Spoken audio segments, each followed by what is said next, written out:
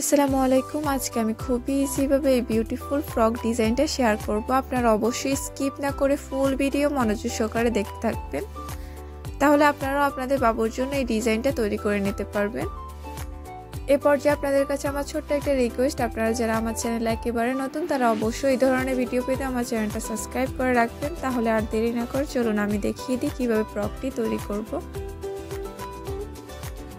দেখুন, ফ্রকটি তৈরি করার জন্য আমি এখানে ডিজাইনের কাপড় নিয়ে নিয়েছি। এর সাথে আমি টপ পার্টের জন্য এক কালার কাপড় নিয়েছি। এখন ডিজাইনের কাপড়টা আমি সরিয়ে নিব। এটা হচ্ছে আমাদের টপ পার্টটা। এখানে টোটাল আমার 2 ভাঁজে 4 পাট কাপড় ছিল। এর টোটাল লম্বাটা ছিল 7 ইঞ্চি থেকে একটু বেশি, আর চওড়াটা 6.5 ইঞ্চি ছিল। শোল্ডারের জন্য আমি 4 ইঞ্চি থেকে একটু বেশি নিয়ে নিয়েছি। এই সাইড থেকে আমি আর্মহোলের জন্য 2 ইঞ্চি নিয়ে নিয়েছি। আপনারা অবশ্যই আপনাদের মেজারমেন্ট করে এই সাইড থেকে নিয়ে নেবেন। এখন এইভাবে বক্স তৈরি করে নিব। উপর থেকে এইভাবে আমরা আর্মহোলের শেপ দিয়ে নিব। এখন এখান থেকে বডির জন্য আমরা 6 ইঞ্চি নিয়ে নিব। আপনারা অবশ্যই আপনাদের মেজারমেন্ট করে নেবেন। নিচ থেকে 5.5 ইঞ্চি নিব, 1/2 ইঞ্চি কম।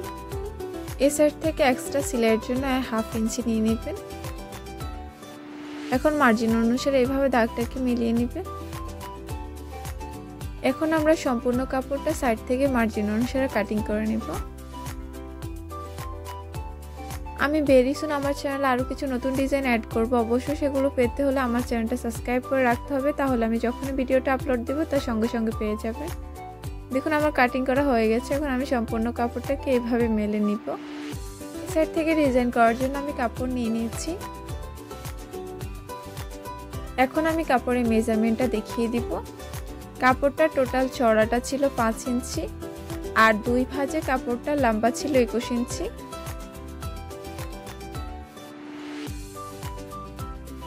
এখন আমরা কাপড়টা সরিয়ে নিব। নিচ থেকে ঘেরের জন্য আমরা কাপড় নিয়ে নিব। দেখুন, এটা হচ্ছে আমাদের ঘেরের কাপড়টা। এখানে টোটাল 2 ভাঁজে 4 পাট রয়েছে, অর্থাৎ সামনে পেছনে ঘেরের জন্য। এর টোটাল চওড়াটা ছিল 12 ইঞ্চি। আপনারা আপনাদের মেজারমেন্ট করে নিয়ে নেবেন। আর 2 ভাঁজে এর লম্বাটা দেখিয়ে দিব। এর টোটাল লম্বাটা ছিল 21 ইঞ্চির মতো, 20.5 ইঞ্চি। এখন এইভাবে কাপড়টা মেলে নেবেন। দেখুন, আমি 2 সাইডের কাপড়টা কিন্তু সম্পূর্ণ মিলিয়ে নিয়েছি। এখন সাইড থেকে এইভাবে আমরা হাতার অংশটা সেলাই করে নেব। 2 ভাঁজ করে সাইড থেকে সেলাই করে নেবেন। দেখুন, আমি অফ ক্যামেরা সম্পূর্ণ সাইড থেকে সেলাই করে নিয়েছি। এখন উপর থেকে গলার এই সাইডটাও সেলাই করে নেবেন। সেম ভাবে উপর থেকে 2 ভাঁজ করে সেলাই করে নেবেন। দেখুন, আমি কিন্তু সম্পূর্ণ সেলাই করে নিয়েছি। এখন এর উপরে লাগানোর জন্য আমি এরকম কাপড় নিয়ে নিব। এর মেজারমেন্টটা কিন্তু আমি আগেই আপনাদের দেখিয়ে দিয়েছি। 2 সাইডের জন্য আমি 2 টুকরো কাপড় নিয়ে নিয়েছি। এখন এক সাইডে কাপড় সরিয়ে আমি আরেকটা সাইড দেখিয়ে দিব কিভাবে তৈরি করতে হবে। দেখুন, আমি এই কাপড়টা সম্পূর্ণ এইভাবে মেলে নিয়েছি। এখন সাইড থেকে এভাবে প্রথমে চিকন করে এক ভাঁজ দিয়ে তারপর আরেক ভাঁজ দিয়ে সেলাই করে নেব। আমার সম্পূর্ণ সেলাই করা হয়ে গেছে। এখন আমি এই সাইড থেকে কুচি করে নেব। দেখুন, কুচি করার জন্য আমি এইভাবে সাইড থেকে বসিয়ে কুচি লাগিয়ে নেব। দেখুন, এখন এই সাইড থেকে অ্যাটাচ করার জন্য আমি কাপড় নিয়ে নিচ্ছি, এক কালারের কাপড়। এটা টোটাল চওড়াটা ছিল 2 ইঞ্চি। এখন এইভাবে ডাবল ভাবে ভাঁজ করে নেব। এটাকে আমরা সাইড থেকে বসিয়ে সেলাই করে নেব।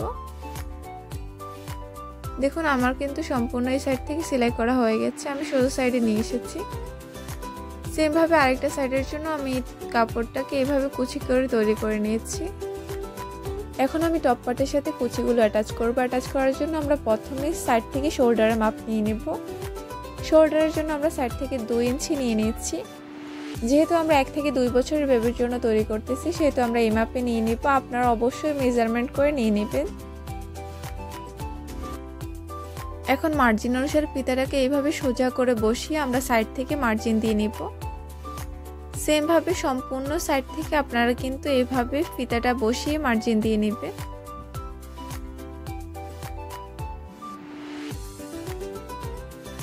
দেখুন, আমি কিন্তু সম্পূর্ণ মার্জিন দিয়ে নিয়েছি। আপনারা অবশ্যই এইভাবে মার্জিন দিয়ে নেবেন। এখন আমরা এর উপর থেকে কুচিটা অ্যাটাচ করব।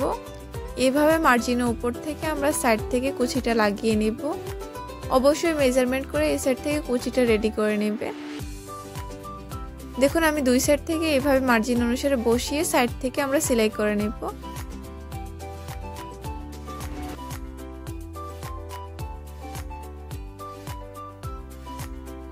দেখুন আমি কিন্তু অলরেডি অফ ক্যামেরা সাইড থেকে সেলাই করে নিয়েছি। এখন নিচ থেকে ঘেরের জন্য আমি এখানে কাপড় নিয়ে নিয়েছি।